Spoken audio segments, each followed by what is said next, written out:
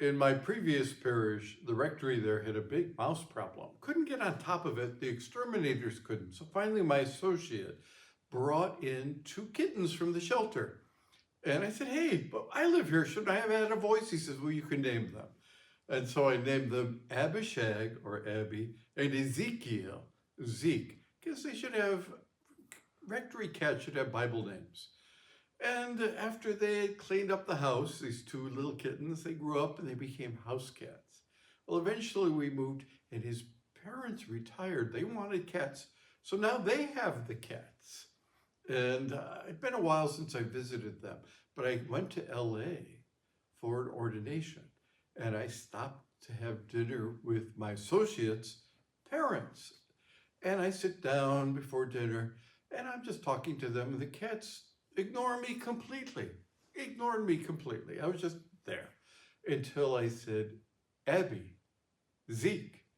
And they straighten up and they look at me and they come running across the house. And Zeke jumped onto my chest and Abby was there by my knees. And I think they recognized their names and their endearing names. And that's what they responded to, was their names. In today's gospel, Jesus asks, who do they say that I am? Who do people say that I am? And they give dry answers. Some say you're Elijah. Some say you're John the Baptist. Some say you're one of the prophets. And even Peter says, you are the Christ, the Son of the living God. These are all dry answers. And I'm wondering if that's what Jesus is really asking for. Like in the John's gospel towards the end, when he says, Simon, do you love me more than these? And he says, yes, Lord, you know I love you. I'm wondering if that's the name he wants, if that's the name he's looking for. And that's the name he's preached. And that's what his message to us is, love. This comes from St. Teresa of Avila, from her book of reflections called the Soliloquies.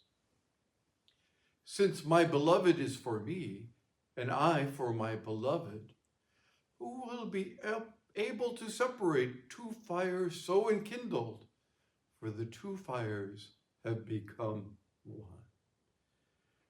I think that's Teresa's term for who do people say that I am? Teresa of Avila says, my beloved.